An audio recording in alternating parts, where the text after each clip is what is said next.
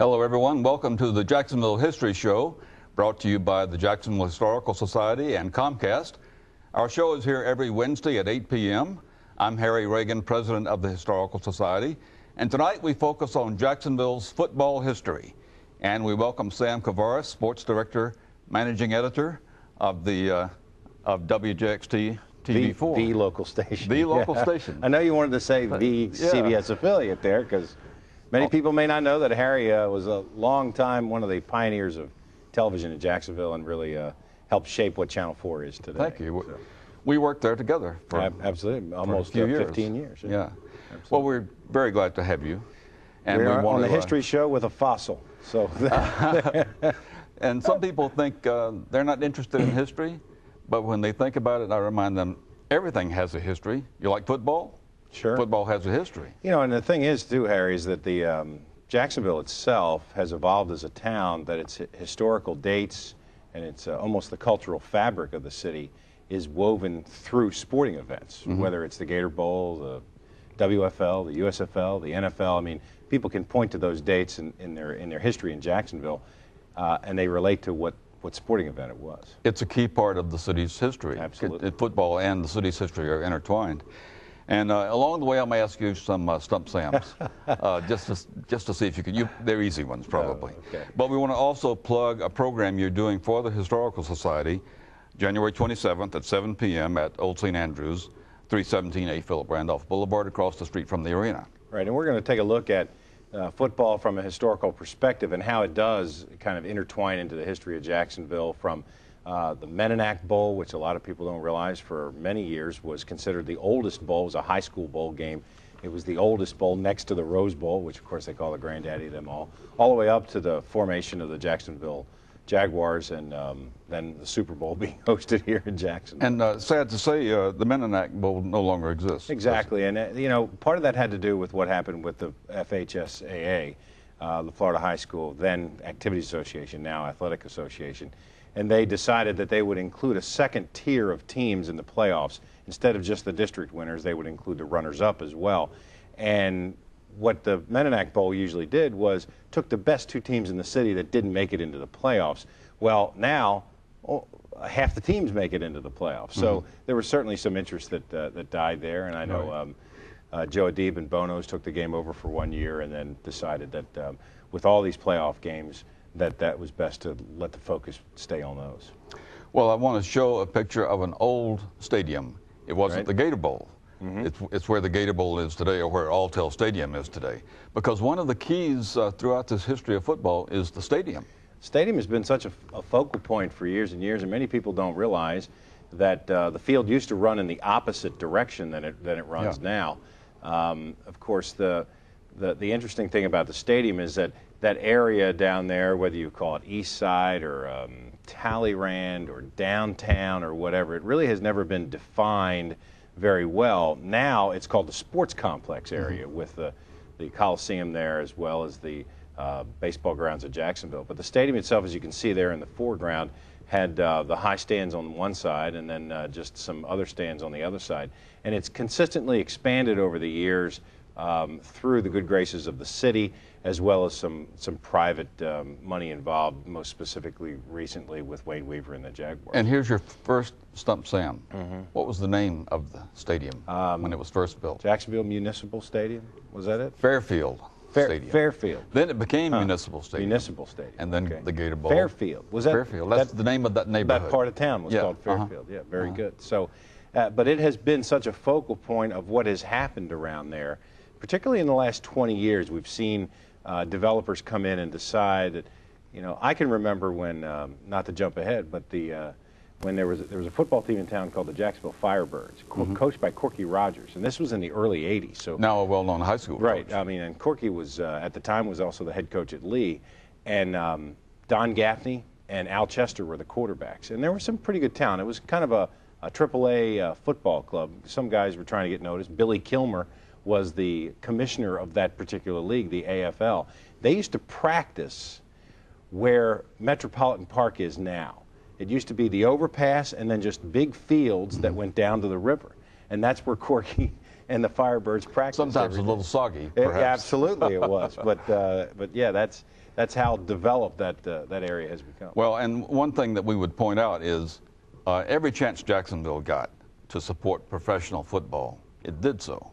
You know, there was an eagerness, a fervor for football. There always has been, and of course, some of that is fueled by the college game, by the Florida-Georgia game, Georgia-Florida game being played here. But you know, the AFL looked at Jacksonville, eventually did play their All-Star game here. When the WFL and it attracted some big names. The WFL had two teams here, the Jacksonville Express and the Jacksonville Sharks, which weren't the same team that changed names. One team folded and another team came in.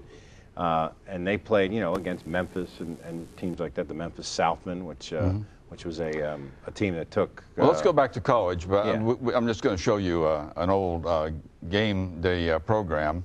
Right. It cost 50 cents in those days. An early Gator Bowl game, and it became the biggest game in Jacksonville for a number of years, didn't it? I covered this game.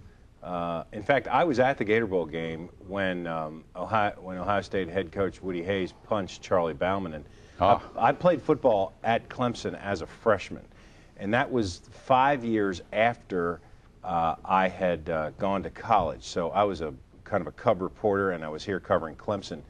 And I knew a lot of guys on the team, on the Clemson team, because they were in my freshman class.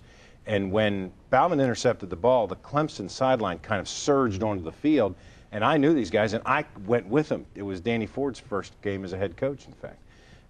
And I was probably 20 feet. I saw Woody Hayes punch him right there, and I was like, did I really see that? But the Gator Bowl obviously is a big thread that has tied football from Jacksonville together from its inception. I mean, it's still a very big game. Still is a big game, and I think Rick Catlett has done a very good job. When George Olson was the executive director, the game was considered perhaps the fifth bowl game for years and years. And Olson, along with the Gator Bowl committee, weren't sure that college football and this expansion of cable was going to actually happen. It's kind of almost kind of quaint to look back and to think that, oh, they weren't sure that, you know, people were going to have computers in their houses or everybody was going to have a cable in their house, and that was, since it's such a big part of our life now. But they weren't sure that this huge influx of bowl games on New Year's Day was going to be any good. The Gator Bowl declined CBS's offer to move to New Year's Day. And so the Fiesta Bowl jumped right on it, and they almost instantly became the fifth bowl game. The Gator Bowl then kind of went through a little bit of a lull there because they were lost in the shuffle with some of these other games that were much more aggressive. But Rick Catlett has done a very good job in managing the game, in his contacts in the football community, his ability to now attract the ACC championship game as a turnkey operation for the conference. But the Gator Bowl has now reached a level of prominence, the stadium, the city. I think all of those things that have really added to it, and their ability to keep a major sponsor like Toyota, that is a big part of a bowl game these days. So, Sam, which team has played most often in the Gator Bowl? Is it still Florida, or is it Actually, Clemson? It's a trick question. Is it Florida and Clemson? Florida and Clemson. Okay, see, Yeah. I knew both of them there. But Right. Both of them. And Florida State's catching up rapidly. And of course, they'll be there this year. Florida Yeah. State will play against West Virginia, of which I was at their original matchup in 1982. Rain, cold, miserable night. And of course, the other big game, ACC championship, will become a big game, and we hope it Absolutely. will stay here forever. Right. And the Florida-Georgia game, of course. Yeah, and that is such a great event for the city, but it's a great event for both schools. And several times people have said, well, the game may go to home and home. Well, anytime one team consistently loses, there's a lot of grousing about moving the game to a home and home. When Steve Spurrier went to Florida in 1990, one of the very first things that he said was, that should be considered a home game. We played in a place called the Gator Bowl. We bus, they fly. You know, it's in our state. So I thought that he did a good job kind of reversing the psychology, because Georgia had won that game on a consistent basis. Florida obviously has done that regularly up until this past year. Nonetheless, the Gator Bowl, I mean the Florida-Georgia game, is a jewel that the city, I think, neglects a little bit. I think the city has done a good job in making steps in that direction, but I think they could even do a better job. I think that that's a place where city administrators should really look at making sure that both schools are happy and go above and beyond just what the requirements are. Right. Because that is look. It would be a tragedy to lose that and game. At Georgia this year, think about how big this game is, Harry, to places on campus. At Georgia this year, the administration at the University of Georgia tried to change the fall break away from the students' ability to make their trip to Jacksonville for the Georgia-Florida game. There was an insurrection on campus. Yeah. I mean, they were going to have a sit-in. You know, so it's a big deal to a lot of people, and it should be a bigger deal to the people who run it here. And there was some concern when professional football came to Jacksonville that people would kind of downplay or ignore, take for granted, or whatever, Florida, Georgia, and other college games. I guess you'd have to say Gator fervor, Seminole fervor, has not diminished. No, and I tease people all the time. They always ask me, well, gee, what did you cover before the Jaguars came here? I said, hey, just because the Jaguars showed up didn't mean that Florida, Florida State, Georgia, and Miami stopped playing football. You know, we cover them on a regular basis, and our research has shown that 60% of the college football fans in Jacksonville and in the outlying areas are Gator fans. If you don't believe it, try going to Gainesville on a Saturday morning. 60%. I mean, that's pretty big.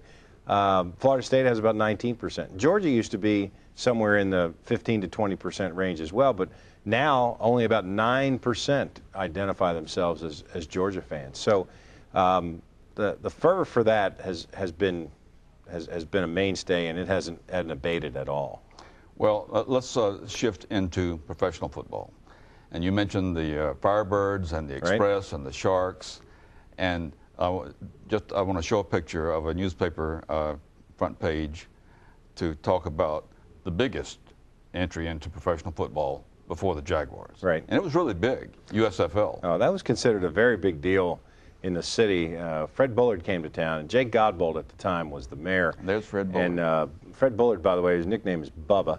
And Air Force pilot, flew fighters. I think he flew at the F-104 maybe. Fred came to town, and Jake Godbold called me on the phone. And this is a relationship that I had with the mayor at the time, where I would talk to him on a pretty regular basis about what was going on in the city and what direction we might want to go. These guys would write things in the newspaper, and he would call me and say, is that right? Is that how people really feel? And as you well know, there was an awful lot of polling being done at that time to decide where we were going to spend our municipal dollars. Right. And there was a writer for the old Jacksonville Journal. His name was Tom Cornelius. And he wrote an article about the USFL saying that we should run as far from the USFL as we possibly could because it would damage our hopes to get an NFL team. And the mayor called me and he said, what do you think of that? We talked for about 20 minutes, and I very much disagreed with that. And he said, well, good, I have a guy here in my office I want you to talk to. His name is Fred Bullard. So put Fred Bullard on the phone, and I'm talking to Fred Bullard, and I said to him, and as you know, we had been really jerked around a bunch by different teams and different owners. And I said to him, I'm surprised he didn't spit at me the first time I saw him after I said this. I said, look, Mr. Bullard, all due respect, but do you have enough money to make this thing sustained? Because don't jerk us around. There was a parade of NFL owners who came to Jacksonville and to court Jacksonville, but really they were trying to get a better deal back home. Sweeten their own deals between Bud Adams and John Meekum and Bill Bidwell. I mean, you know, these guys were coming to town on a regular basis. But Meekum was the only guy who actually was going to sell the team. But the USFL didn't make it, but it wasn't Jacksonville's fault. No, Donald Trump killed the league. The USFL was a 3-year league. Jacksonville was actually an expansion team in the second year of the league, and averaged the highest attendance of anybody in the league. Some of that had to do with Fred Bullard marketing the team, the fervor here. The price of the ticket was he had a section called Bubba's Buddies where you could get in for, I think, $5 or $10. And it was hot out there, but a lot of fun. And the USFL ended up folding because Donald Trump wanted to go head-to-head with the National Football League and wanted the league to go to the fall. And they knew it wouldn't work. They eventually sued the NFL, which is a kind of a lost thing in the sports history, to speak of sports history, sued the NFL and won. But the courts refused to give the USFL owners any money. They trebled the winnings of $1 to give the USFL. And they had famous players. They had Herschel Walker. Lots of. I mean, Herschel Walker defections from the NFL. You look at even the Jacksonville team. Brian Sipe played here. Archie Griffin, Mike Rozier, Matt Robinson, who had a very nice NFL career, played here. And then some guys that went on to play in the NFL, like Gary Clark, who played for the Redskins, and Andy Hendel and Vaughn Johnson, and Keith Millard was a Jacksonville Bull for a while, went on to be the NFL's defensive most valuable player for the Vikings. Now we need to talk about Colt fever. Mm-hmm. An astounding event on a hot August night. People almost filled up the Gator Bowl to show how much they wanted NFL football. Yeah, Jake Godbold really was a visionary. I've often said that there should be two jobs. There should be mayor, and then there should be best friend of the city. And when that person ends up being the same person, things happen. And certainly Jake Godbold probably is the last mayor that I think qualifies as that. He loved Jacksonville, and he loves Jacksonville, and was the mayor and could do something about it at the time. Really felt like NFL football was a viable thing to help continue to boost our economy and to make the quality of life here better. Robert Irsay was looking for a place to move his team, and in August of 1979, Jake, on the promise of a free hot dog and a free Coke, 50,000 people showed up at the stadium to try to convince Robert Irsay that this was the place that he should move the Colts. He arrived on the floor of the Gator Bowl in the Channel 4 helicopter, by the way. A lot of people, oh, he arrived by helicopter. No, he arrived in the Channel 4 helicopter, landed on the 50-yard line there, jumped out, made a small speech. Jake told me a funny story. Shortly thereafter, they were leaving the field. The helicopter left. He and Irsay were leaving the field. Irsay, many people don't know, was in the steel business. This is where he made his money. Mm-hmm. And they were walking out from under the Gator Bowl out on the west side, and he had his arm around Jake, and he looked up and he said, you know what, if we come here, we're going to have to tear this thing down and rebuild it. And Jake said... He was right about that. Right. He said, I had no idea. He said, I thought our stadium was perfect. Yeah. He said, but turns out, obviously, that turned out to be right. Well, since we're talking about sports and you're allowed to express an opinion in sports, That's right. I would say we're lucky that they didn't come, that we ended up with Wayne Weaver as the principal owner of our football team. Yeah, I mean, they moved to Indianapolis in 1984. They snuck out in the middle of the night in Baltimore, and they're talking about leaving Indianapolis right now to go to Los Angeles. And there are some owners that are better than others in terms of community. Right, and Wayne Weaver is considered a top-flight owner. I mean, he's got his own deficiencies like all of us do, but at the same time, there are a lot of guys in the league that if they owned your football team, that place would be empty.